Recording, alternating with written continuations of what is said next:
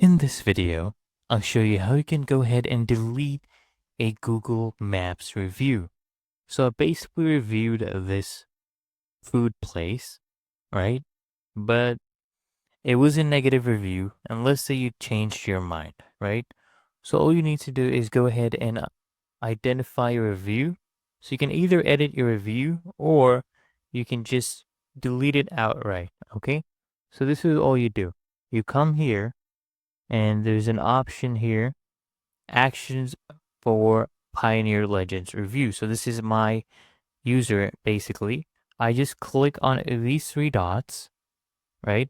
And then all I need to do is click on delete review and it will bring up this prompt where it is warning us that deleted reviews cannot be recovered, right? This will be gone forever.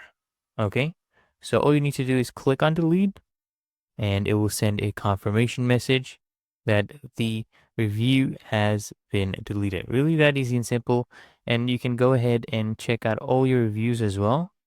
Right. So if I come here and refresh this page, there we go. It says I have not written any reviews yet. See?